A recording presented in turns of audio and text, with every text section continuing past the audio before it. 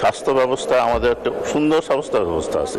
আমরা community clinic থেকে আজকে আমরা স্পেশালাইজড হসপিটাল, আমাদের কমিউনিটি ক্লিনিকের মধ্যে 32 রকম ওষুধ বিনা পয়সায় পাচ্ছি।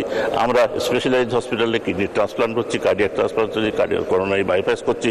কিন্তু স্বাস্থ্য ব্যবস্থাপনার আমূল পরিবর্তন যদি আমরা না আনতে পারি, যে ব্যবস্থাপনার পরিবর্তন যদি না আনতে পারি, আমরা ডিসেন্ট্রালাইজেশন যদি না করতে পারি, আমাদের হসপিটালগুলোকে যে আগের মতো পরিচালনা যদি করতে হয়, তাহলে আমরা এইগুলোকে চালাতে পারবো। নেক্সট স্লাইডে যাও।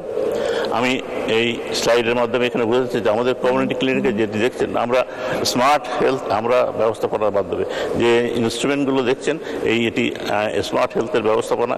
এই স্মার্ট হেলথটি প্রত্যেকটি আমাদের মোবাইলের মাধ্যমে কানেক্ট করা যায় এবং মোবাইলের মাধ্যমে কানেক্ট করে এটা ক্লাউডে চলে যেতে পারে স্ট্রেটওয়ে।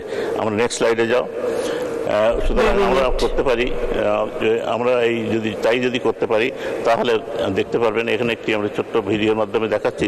এখন জন্ম সনদ দিয়ে খোলো বিকাশ স্টুডেন্ট অ্যাকাউন্ট, নিজের বিকাশ নিজে কর। যে কীভাবে আমাদের স্বাস্থ্য ব্যবস্থাপনাটা স্মার্ট বাংলাদেশের মধ্যে জন্য স্মার্ট হেলথ ব্যবস্থাপনা করা যায়, সেই ছোট্ট একটি ভিডিও আছে এখানে। দেশে এর সমাধান হলো প্রযুক্তি, যেখানে আইওটি ডিভাইস ও এআই বেস সিস্টেমের মাধ্যমে বিভিন্ন স্বাস্থ্যসেবা যেমন অসংক্রামক ব্যাধি বা গর্ভবতী মায়ের স্বাস্থ্য ঝুঁকি নির্ণয়, এছাড়া অনলাইনে স্বাস্থ্য তথ্য দেখে রোগীকে বিশেষজ্ঞ চিকিৎসক, হাসপাতাল এবং ল্যাবে রেফারেল করা সম্ভব, যাতে সঠিক সময়ে রোগ প্রতিকার করা যায়।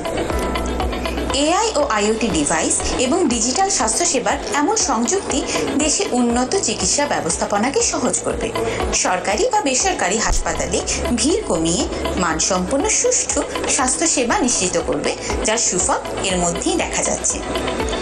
এভাবেই সম্ভব হবে ইউনিভার্সাল হেলথ কভারেজ অর্জন, সবার জন্য স্বাস্থ্যসেবা।